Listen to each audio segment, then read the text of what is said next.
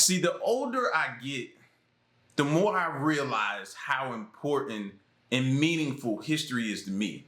Like when I was younger, I didn't care about history. Everything was just old. Just, you old. Why is all that old stuff? Why I care about? I'm caring about right now. That's the young mind, the immature mind of me.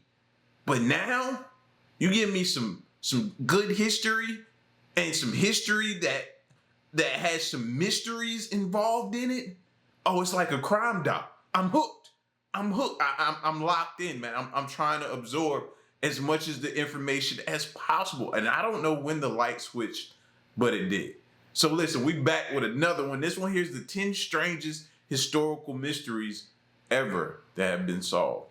Let's break it down. It can often seem unlikely that historical mysteries will ever be solved, but every year, new projects begin to explore some forgotten part of our collective history. Many of these reveal small secrets that could be the key to unlocking the truth in larger mysteries. Number 10. For hundreds of years, a collection of crowns, crosses, and goblets lay hidden in a field in Toledo, Spain. It wasn't until 1858 that the Guzar treasure was discovered. But even when it was found, and after it was identified, mysteries remained about the find. One of the strangest, why they were buried there, was recently solved. The first find was made by the Morales family in the summer of 1858. They were traveling on the road to Guatemala when they made a rest stop at the spring of Guzar. It was then that the daughter noticed something shining from beneath two stones behind the remains of a wall.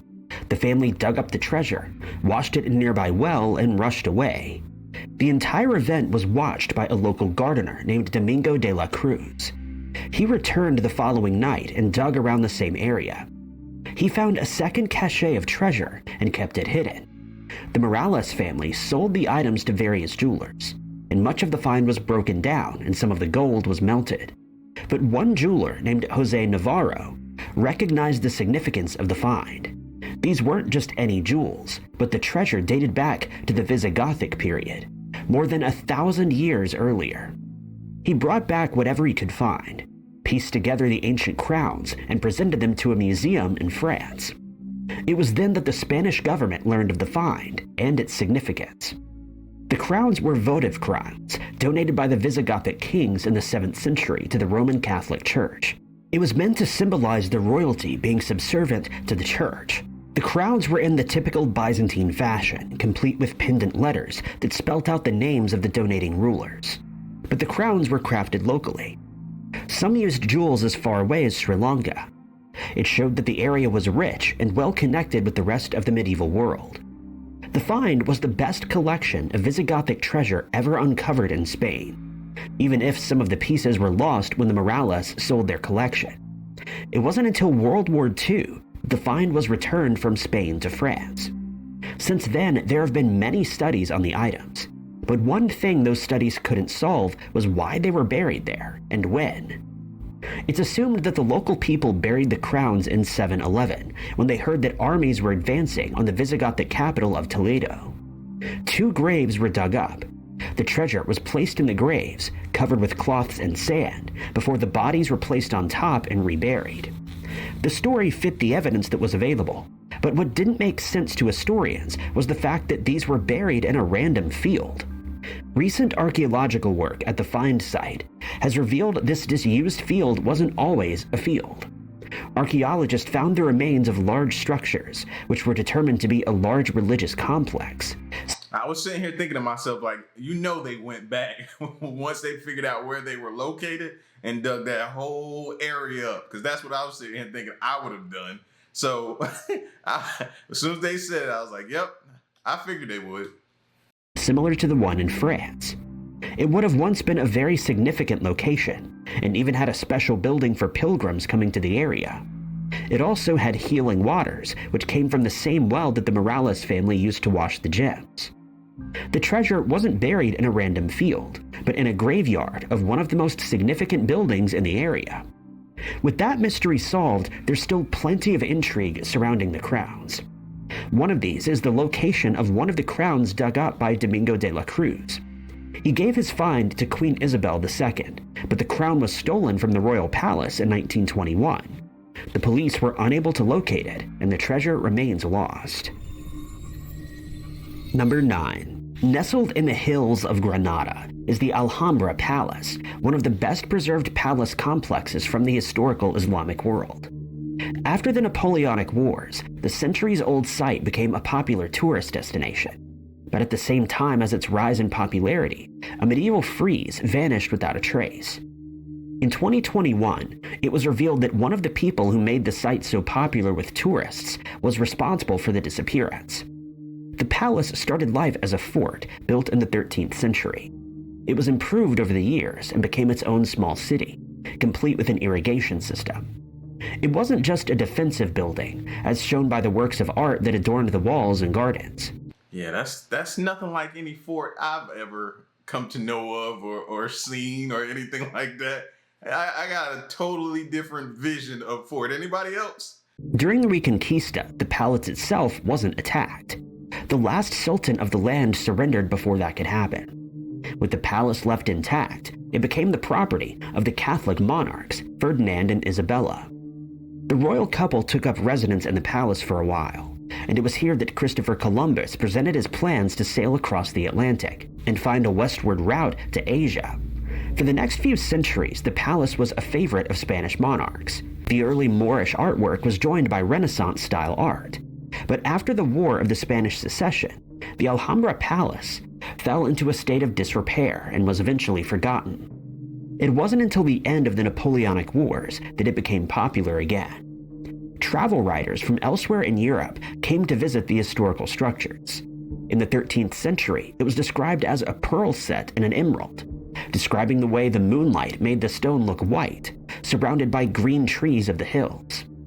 Writers in the 19th century were just as poetic, and it wasn't long before it became popular with tourists who were just realizing the attraction of Spain. Around this time, a 2-meter frieze vanished without a trace. The frieze was some of the oldest art in the palace. It was made from wood and dated back to between 1302 and 1309, during the reign of Sultan Muhammad III. The disappearance puzzled conservators and those working to preserve what was left of the palace. Of the theories that were put forward, one would turn out to be correct. Richard Ford was a travel writer from Britain. At the end of the Napoleonic Wars, he visited France, Germany, Austria, and Italy. While he was trained as a barrister, his real interest was in art. He could make some himself, but he was better at collecting and sponsoring the works of artists at home and abroad. When his wife fell ill, they moved to Spain in the hopes that the warmer climate would help her. During the summers of 1831 and 1833, they spent time in Granada, where Ford visited the Alhambra Palace. When he returned back to England, he brought with him countless works of art and books from Spain. He had also taken extensive notes on his travels and published a handbook for travelers in Spain. The book was credited with making Spain a tourist destination for Britons. There was a belief that Ford may have taken something home from the palace itself. While he had bought most of the art and books, it wasn't out of the question that he may have simply taken something. There was no proof of this until centuries later, when Ford's descendants came forward with the piece. 2 brothers were selling one of the family's properties when they came across the frieze. With the help of a Spanish art historian, they returned the frieze to the palace. It was still in relatively good condition and could now go on display in the place that it was created for. Number 8. The Mona Lisa. This is why, man, if you got like grandparents or great-grandparents, if you're lucky, man, go through their stuff. They don't even be knowing half the time that they have something of super duper value, bro. We hear it all the time. People finding things that was left and put in storage and it's worth so much and they just don't know. Somebody comes up and either buys it, bids on it, and gets it for little to nothing, as low as maybe a few $1,000s, bro, and it's worth millions. Or a couple $100,000. You never know. Is possibly the most famous piece of art in the world, and one that is surrounded by mystery. Every inch of the painting has been pored over by art historians to try to unlock the secrets that it might hide. While certain mysteries, like who the woman in the portrait is, have been answered, the location of the scene is one that's always baffled historians. In the spring of this year, a geologist and art historian came forward with the answer. Leonardo da Vinci painted the Mona Lisa between 1503 and 1506. It's believed that the woman in the image is a noblewoman named Lisa del Giocondo, who lived in Florence. It wasn't a particularly important Da Vinci painting, and only became famous after it was stolen at the start of the 20th century. But since then, it's been seen by millions of people in France. While most people focus on the woman and the questions around her expression, for art historians, it's the background that gets the most attention. The background of the Mona Lisa is a scenic landscape, complete with rivers, a lake, and mountains in the distance. The only sign of human life is a bridge with 4 visible arches on the right side of the painting. It's this bridge that has captivated art historians trying to pinpoint the location of the scene. While some believe that the entire scene was a figment of Da Vinci's imagination, others believe he was painting a real place. For most of those trying to pinpoint a location, the bridge is believed to be the clue. For Anne Pisa-Russo, the bridge was a red herring. Pisa-Russo started her career as a geologist, but became fascinated by Italian Renaissance art. She's been able to combine her 2 specialties and look at the natural landscape depicted in the backgrounds of various works of art. It helped to uncover the truth about other Da Vinci paintings. When Pisa-Russo solved the mystery of the background of the Mona Lisa, she thought the solution was so obvious that she didn't realize it was a mystery. Have we ever stopped to think, was the painting unfinished? Has that ever been a theory or anything that has been discussed? Maybe we got what we got because it was unfinished. I don't know. I don't know all the history and different things surrounding the Mona Lisa. I know it's been, you know what I mean, looked at in depth. That's about as far as I go with it. But just a thought. Maybe it could be unfinished, and what you see is what you get. It's really no mystery behind it. It could be the mystery is that it's unfinished, maybe. After traveling to the quiet town of Lecco on the shores of Lake Como in northern Italy, she recognized the features of the landscape from the painting. Pisa-Russo claims the bridge is simple enough that it could be seen in many bridges in northern Italy, which explains why so many different locations have been proposed based only on the bridge. But the geology of the landscape is much more specific and harder to see just anywhere. Using mapping techniques around Lecco, Pisa-Russo was able to match various features in the painting to the real world. According to Pisa-Russo, Da Vinci took great care to paint the natural world as realistically as possible. When she saw suggestions that a copy of a Da Vinci might have actually been painted by the master artist himself, she was able to confirm otherwise based on the plants in the painting. The plants had no real-world counterpart, so it could not have been an authentic Da Vinci. Even if the plants were painted accurately, it would make more sense for an entire lakeshore landscape to be something real, rather than Da Vinci's imagination. So the details of the colors of the rocks in the landscape were just as important in determining that this was a Lecco scene, as the general shape of the mountains and the lake shore. While many art historians have agreed with Pisa-Russo's conclusions, there are some who still believe other theories that focus on details like the bridge, and this may be a mystery with an answer that will never be agreed upon. Number 7. In 1812, Napoleon's Grand Army marched on Russia. Of the 600,000 troops that left, around half never made it back alive. One of those who did not survive the invasion was General Charles Gudin. For 200 years, the location of his remains was lost. He was finally returned home in 2019. Gudin was one of Napoleon's favorite generals. He was born into a noble family, but studied at the same military school as the famous emperor. He fought in the French Revolutionary Wars, rising through the ranks before he was given the command of his battalion. Gudin's military career featured many battles, often within a short space of time. Napoleon's military tactics often relied on moving quickly to always stay ahead of the enemy, which can be seen in Gudin's record. By 1812, he'd won the favor of the emperor, and his name would later be inscribed on the Arc de Triomphe. He'd been wounded in battle many times, but fought on. The majority of the soldiers who didn't survive the invasion of Russia suffered from disease or a lack of food, but Gudin was one of the many who were lost in battle. The Battle of Smolensk was the first major battle in the invasion, taking place in early August. Today, the town sits near the border between Russia and Belarus. At the time, there were 15,000 people living in the town, but most didn't survive the attack. Despite the massive casualties for the Russians, the French forces didn't go without losses. Gudin was struck in the leg by a cannonball. He was rushed to doctors, but there was nothing they could do to save the leg. Within days of the incident, he passed away due to an infection. Gudin's heart was removed and taken back to France, but taking the rest of his body back would have been impossible in the circumstances. Instead, he was buried near the scene, and the invasion of Russia continued. One of Gudin's subordinates, Marshal Davout, wrote about his funeral in his memoirs. He described a mausoleum made from 4 cannon barrels pointed upwards, but the exact location was lost in the years after the war and became a mystery. In 2019, interest in the mystery rose again, and a team of researchers began to try to find the lost general.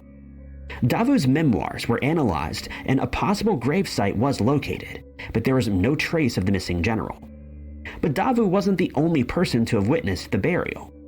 The combined French and Russian team then turned to the writings of other witnesses. Another gave details that led to a park in central Smolensk. Buried beneath an old dance floor, they found a wooden casket. Inside the casket was the remains of a man with a detached leg. The wounds on the skeleton seemed to match those that Gudin would have suffered, but the researchers couldn't be certain that this was the missing general without DNA evidence.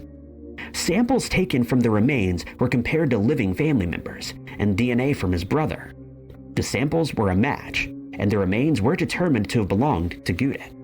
In 2021, they were returned to France, where they were received by a guard of honor wearing a Napoleonic uniform. He was buried at the Hôtel des Invalides in Paris.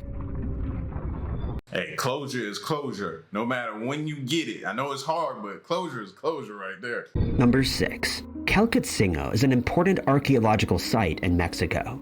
Studies at the site have provided valuable insight into the world of the Olmec civilization, the culture seen as the parent to the more famous Mesoamerican cultures that came later. But while the site was still being explored by early archaeologists, an important sculpture was stolen. The mystery of the missing Olmec cave mask puzzled historians and investigators before the truth was uncovered more than 60 years later. Castillejo thrived between 800 and 300 BC, but people had been there for hundreds of years before then. Grand temples were built, and the landscape was terraformed to support the population. While some of the temples were man-made, the natural landscape was also seen as sacred. 2 large hills are situated nearby, and reliefs and artwork were carved onto the rocks' faces. The art depicts scenes from the culture's creation mythology, including one concerning a king at an entrance to a cave. Other pieces of artwork were freestanding sculptures. One of these, known as Monument 9, or the Portal to the Underworld, caught the attention of at least one collector. The large sculpture is believed to depict a cave, possibly the one from the reliefs. It has 2 eyes above a large square hole that forms not only the entrance to the cave, but the mouth of a jaguar. It was first discovered in the late 1950s, when interest in pre-Columbian history of Mexico was really beginning. Castillejo wasn't fully understood, and nobody realized the significance of Monument 9. At some point in the 1960s, it disappeared. Archaeologist David C. Grove was the first person to write about Monument 9 in an article about Olmec rock carvings. Around the same time, the monument, or Olmec cave mask, appeared at an art institute in New York. It had been broken into pieces to make it easier for smugglers to transport it away from the historical site, but all the pieces had remained together. Over the next few years, it appeared at various museums before being sold to a private collector and disappearing from sight. More studies were conducted at Castillejo in the absence of the portal. Now, archaeologists knew of its significance, but it seemed unlikely that this ancient monument would ever be rediscovered. That didn't stop scholars from working on uncovering more information about the ancient culture and what role the mask played. It's believed that the portal would have symbolized an actual doorway to the spirit world for the Olmec people. Now, call me a conspiracy theory, but I think, you know what I mean, a lot of this stuff does get stolen, and it's not always who we think. You know what I mean? You know what I'm trying to say here. You know, our history, it seems that the questions and the holes that exist in history never get answered because things are stolen or destroyed or things like that. But it's always made to seem as something completely random. Like random that it happened like that, it was stolen. But that conspiracy theorist in me doesn't always accept that answer and response. I think a lot of that stuff is stolen on purpose. You know what I mean? Even back then, it was for, again, control. As more information was learned, archaeologists started to work with authorities in Mexico and the US to try to uncover the new location of the monument. The investigation began properly in 2005, but by then it had been decades since the monument was displayed in public. It seemed unlikely it would ever be found. Local archaeologists were dedicated to finding the mask, though, and in 2008, the location was finally confirmed. It had been sold to a private collector in Colorado. Even with the location confirmed, getting the historical piece back to its proper location wasn't easy. It wasn't until 2023 that it was announced that the portal would be returning to Mexico. The cave mask had some significant damage, though. It had been broken into several pieces for transportation, and the metal support and cement reinforcements had been added to the sculpture. But for the most part, the original monument remained. It was transported back to Mexico in the summer of 2023 and put on display at the Palacio de Cortes. Number 5. The Baobab tree has earned the nickname the Tree of Life and the Upside Down Tree, and has one of the most recognizable appearances of any tree in the world. But the story of this strange tree begins in mystery, which scientists have only recently solved. There are 8 distinct species of baobab found in Madagascar, mainland Africa, and northwestern Australia. The trees. These trees are adapted to life in an arid environment and have helped many species of animals, as well as humans, to survive difficult conditions. For hundreds of years, humans have used various parts of the tree for everything from clothing to medicinal purposes. Its most obvious benefit is the large trunks, which store water, which can be accessed during the dry season. We need to keep this in mind. This could be crucial to our survival one day. Everything goes wrong, but we may need to get to this tree. Let's keep this in mind. Survival. Its fruit is also known as a superfood and is very nutrient dense. The trees have culture and spiritual significance to some societies where they grow, which makes the fact that many of the species are endangered or critically endangered even more distressing. Scientists hope that figuring out the origin of the baobab tree could help to solve the mystery of why so many are disappearing. Scientists analyzed the DNA from the various species to try to get to the bottom of their origin story. The first baobab tree evolved 21 million years ago. By that point, the shape of the continents looked roughly how they do today, although changes in the sea levels meant that certain areas that are now underwater were then dry land. In particular, the island of Madagascar was slightly larger, and it was on this island that the first baobab trees evolved. It's believed that this extra area allowed the plant to thrive. Between 20.6 and 12.6 million years ago, new species of tree evolved. This happened as different trees adapted to different parts of the island. Some species diverged from one another, then converged again, creating new species. And at some point, at least 2 species left the island. How exactly the trees came to Africa and Australia remains a mystery. Scientists have confirmed the African and Australian species evolved from the same plants that emerged in Madagascar. This wasn't simply the case of the tree evolving and then the continents separating from one another. It's believed that seeds from the trees floated across the ocean on vegetation rafts, traveling along the currents that circle the Indian Ocean. Once they landed in Africa, they were able to spread across the continent in Southwest Asia. The spread wasn't as far in Australia, with the tree limited to the Northern Territory and Western Australia. The African and Australian baobabs became their own species, but only one species developed on each continent. Scientists found that in Madagascar, there was limited genetic diversity in some of the species endemic to the island. That would make them more susceptible to disease if one were to hit the population. Many are already endangered. It's hoped that understanding how the species originated and developed can help to save the trees. Many individuals have already been lost, and it's believed dehydration, as well as deforestation, might be responsible for their losses. That's weird because the entire tree to me looked like it's dehydrated a little. I don't know.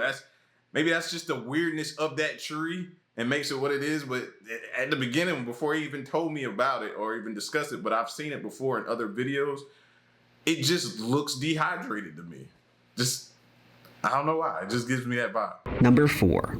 Sat on an isolated hill near the city of Granada in Spain is the remains of a medieval settlement that was once a densely populated town. El Castillejo was abandoned sometime in the 14th century, after being occupied for hundreds of years, but its downfall always remained a mystery. It wasn't until archaeologists and paleoseismologists started to take a deeper look at the site that the reason was found. Ancient volcanic eruptions are relatively simple to spot in the archaeological record, but earthquakes are much harder to determine. The historical record of earthquakes is mostly based on reports from the time period. This means that areas with little written records often hide seismological secrets, and their history remains blank. A team of researchers from British and Spanish universities decided to use new techniques to try to fill in some of the blank space. El Castillejo was first occupied in the early 11th century. The settlement was built on top of a hill, protecting it from any possible invaders. Structures were built on both the north and south face of the hill, with a protective wall surrounding it. Over the next few centuries, El Castillejo flourished, with generations of families calling this place home. But that abruptly stopped sometime in the mid-13th century. Years later, people returned to El Castillejo, but not as many as before. The town was no longer a grand settlement, but a small occupation built on the rubble of the abandoned city. The cause for this abandonment remained a mystery. There was no sign that an attack had taken place, or that water or food shortages caused the problem. With the new study, scientists and historians were able to determine that an earthquake was to blame. The team looked at evidence both in the town itself and the surrounding area. They were able to determine clear seismic activity in the geological record. Something had shaken the town at some point between 1224 and 1266 CE. Looking at the buildings themselves, the damage was clear. The homes of El Castillejo were built with a rammed earth construction technique. This doesn't use any mortar between the bricks of compressed dirt. Unfortunately, this building style meant that when an earthquake hit, the blocks were able to shift horizontally, which would quickly lead to entire buildings coming down. The evidence for this destruction was apparent even to the first archaeologists to look at the site, but they believed this was the result of the abandonment, with structures no longer being maintained and left for nature to destroy. Now it was clear that this was the cause of the abandonment in the first place. At the same layer as the broken tiles and tumbled bricks, archaeologists found burned plant matter and scorch marks. While the buildings were collapsing, a fire was raging through the settlement. This was seen as evidence that the place had been occupied at the time of the quake. The shaking would have damaged hearths and knocked over torches and braziers, which caused the fire to spread. The only thing that archaeologists didn't find was human remains. In the case of an emergency, it would have been extremely difficult for people to escape. Not only were the buildings closely packed together, but the steep slopes of the hill would have been difficult to run down. This was seen as evidence that either a rescue operation had taken place, or foreshocks had warned the villagers of what was going to happen. Why the town was never rebuilt still remains unexplained. Some people did eventually return to the town, using rubble to build new houses, but the population never fully recovered. Number 3. From late antiquity to the medieval period, illuminated manuscripts were some of the most intricate pieces of art being produced. Miniature pictures would adorn the pages of religious and secular texts, alongside the handwritten records. Inventions like the printing press and synthetic dyes meant many of the techniques used to create these artworks were lost to time. Over the years, the pigments that artists used were gradually uncovered, but the source of the mysterious folium dye remained a mystery. Folium was first used in the 13th century and became popular as a long-lasting blue pigment. Depending on how it was prepared, it could change color from purple to red, but it was blue that was most often used. There were 3 blue pigments that were primarily used in the time period. As well as folium, there was indigo and anthocyanins, which are found in blue flowers and fruits. Analysis of these pigments found that the folium was completely different to either of these 2 dyes, but what it was remained a mystery. Even before illuminated manuscripts fell from favor, folium went out of use. Artists preferred more vivid colors. Even though the folium dye was long-lasting, it couldn't create the exact hue they preferred. By the end of the 17th century, it was no longer used, making it even harder to track down how the dye was created. The mystery was finally solved by a team combining natural scientists and knowledge of medieval texts. Some pieces of the puzzle had been known for a while. For example, scientists have long known which plant exactly produced this strange pigment. Texts described a small plant native to southern Portugal.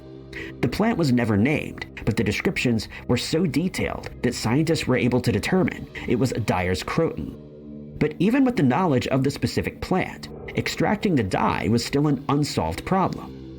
Researchers You know, that's something I never even thought of, though, to break down, like, what's in ink that we use today to write with? I never really, y'all gonna have me traveling down a rabbit hole trying to figure out, because I like to watch those videos of like what we put in our body, what we eat. I've never thought about things that we've used, and seeing the different types and things they use makes it intriguing. What's in the ink that we use today? Could it be harmful to us with some of the things they've used over the years? I mean, that's like marker or different things like that. A lot of people like to sniff and huff that stuff. What's in it? What's the breakdown? What's being used? Why does that feel like so secretive to me? Because I've never thought to think about that until now. Turned to texts from the time period in hopes that some could reveal a solution to the mystery. One, a book titled The Book on How to Make the Color Paints for Illuminating Books, provided an exhaustive answer. The problem was that this was difficult to read, as it was written phonetically in Portuguese using Hebrew characters. The team consulted other texts, but deciphering this book would finally provide the answers they were looking for. Following the exact instructions, they collected the fruits of the plant in the summer months. Between July and September is specified by the text. The dye came from the shell of the fruit. It was important not to crush the fruit's seed, as this would release a chemical that couldn't be extracted from the rest of the dye.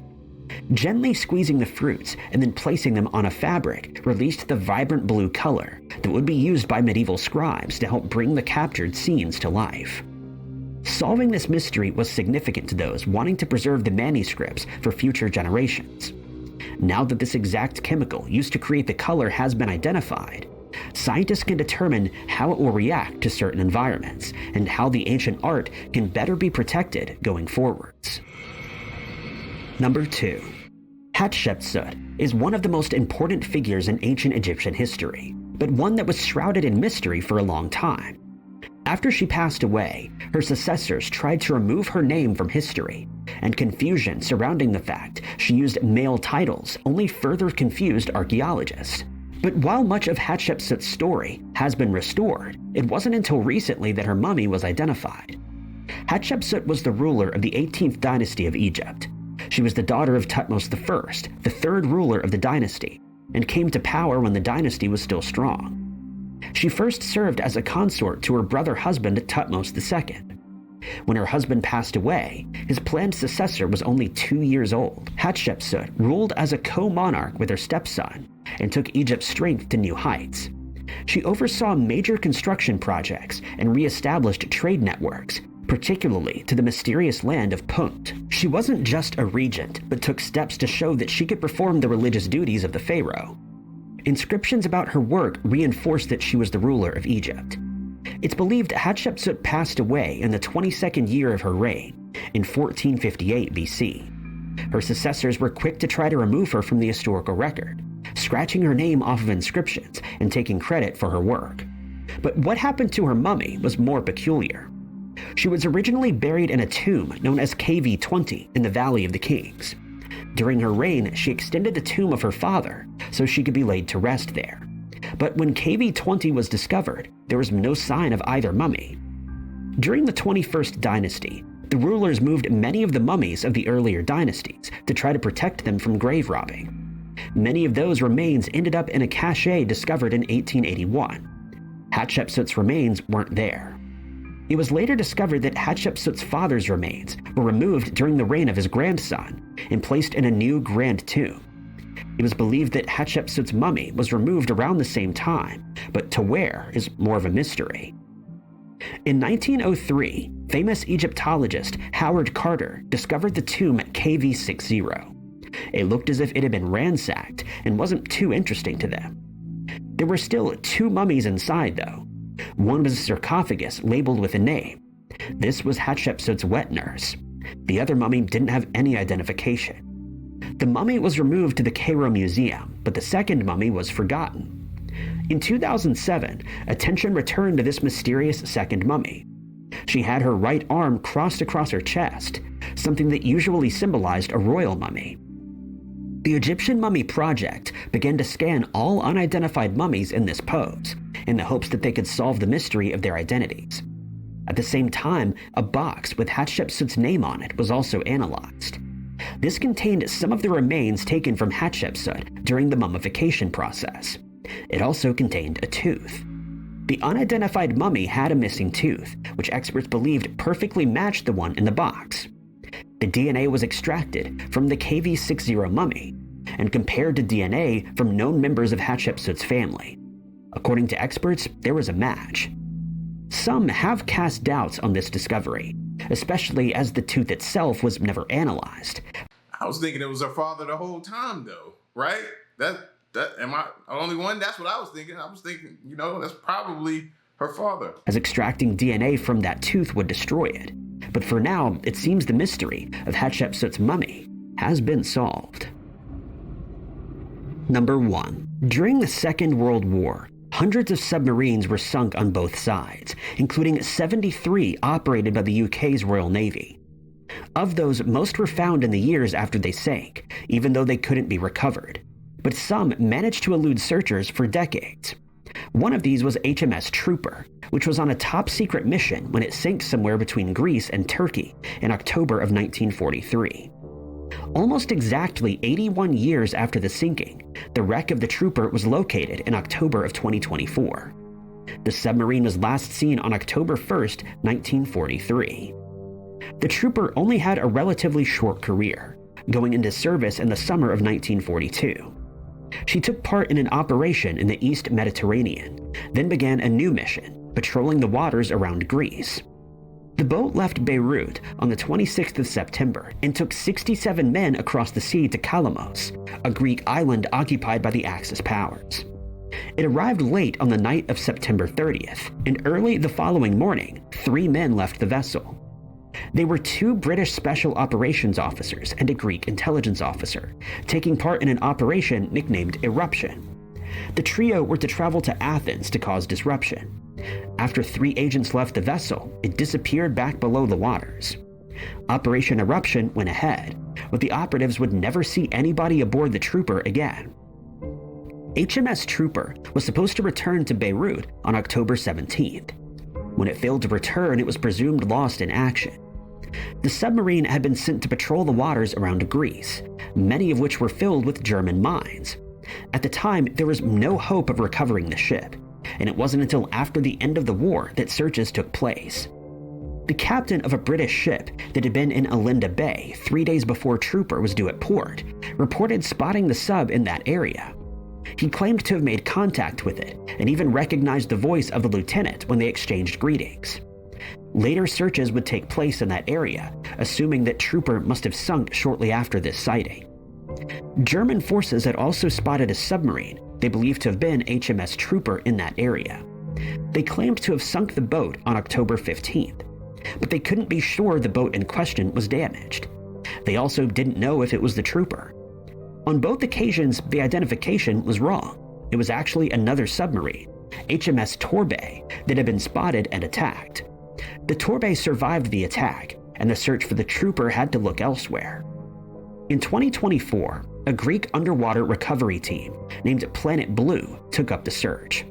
They looked at the most recent placement of the mines when the trooper went missing, and found that a minefield had been laid in the same area that the trooper had been patrolling. The Icarian Sea is a very dangerous place with strong winds, waves, and undercurrents. But searches of the area using sonar and submersible vehicles allowed the team to find what they were looking for. The trooper was lying in 3 parts, 830 feet below the surface of the water. Examining the wreck confirmed that it had hit a mine. It also revealed that the submarine had been on the surface when it was hit, as hatches were found open. The wreck wasn't disturbed in any way, and the area is now considered a war grave. It's hoped that solving the mystery can bring closure to the families of those who lost their lives on the submarine.